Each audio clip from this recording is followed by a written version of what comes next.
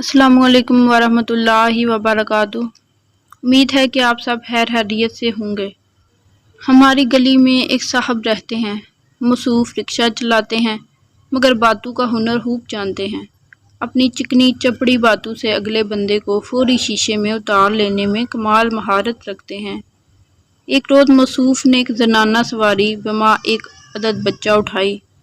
محترمہ نے کرایہ طے کرنے کا بولا تو جناب نے انتہائی خوش اخلاقی سے جواب دیا، آپا جو آپ کو مناسب لگے دے دیجیے گا، اب آپ سے کیا بحث و تکرار کرنی۔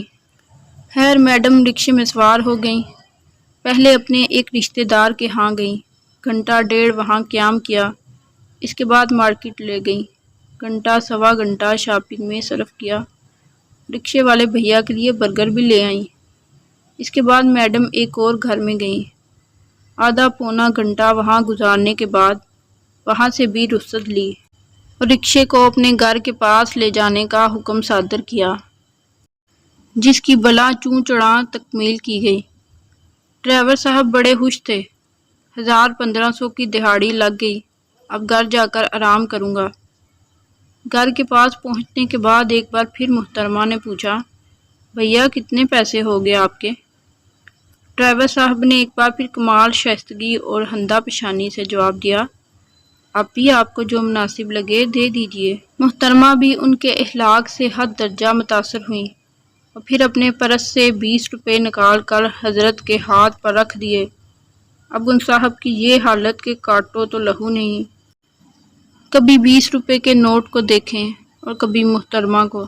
اب اخلاقیات کا تقاضا بھی مزید رقم کے مطالبے کی راہ میں آڑے آ رہا تھا، اس لیے کچھ بول بھی نہیں سکتے تھے۔ خیر محترمہ نے اپنا سامان اٹھایا اور حرامہ حرامہ اپنے گھر کی جانب بڑھنے لگیں۔ ڈرائیور صاحب پریشانی کے عالم میں رکشے سے اتر کر قریبی دکان پر پہنچے، ایک عدد گولڈ لیف سلگایا اور لمبے لمبے کش لگا کر غم غلط کرنے کی ناکام کوشش کرنے لگے۔ سگریٹ ختم کرنے کے بعد دوبارہ رکشے میں آن بیٹھے۔ رکشہ سٹارٹ کیا ہی تھا کہ محترمہ جو کہ دروازے کی اوٹ سے ڈرائیور پر نظر رکھے ہوئے تھی پھر سے آن پہنچی اور بولیں، بھیا لالو کھیت جانا ہے، کتنے پیسے لیں گے؟ ڈرائیور سہم گیا کہ 20 روپے کے لیے پھر سے اتنا کھجل ہونا پڑے گا، اس لیے ٹال مٹول کر کے جان چھڑانے کی کوشش کی۔ محترمہ نے 1200 روپے ان کے ہاتھ پہ رکھے اور بولیں، لگتا ہے اب عقل ٹھکانے آ گئی ہے، امید ہے آئندہ حد سے زیادہ اخلاقیات کا مظاہرہ کرنے سے گریز کریں گے، اپنا جو حق بنتا ہو وہ مانگا کریں۔ تاریخ کے اوراق بتاتے ہیں کہ اس واقعے کے بعد اس رکشہ ڈرائیور نے کبھی کسی سے یہ نہیں کہا، جو مناسب لگے دے دیجیے گا۔ یہ واقعہ انہوں نے ہمیں سنایا کہ جب ہم نے پوچھا، انکل کتنا کرایہ لیں گے؟ 6 نمبر تک کے تو پہلے کہنے لگے کہ بیٹا جو دل کرے، پھر کہتے ہیں 150۔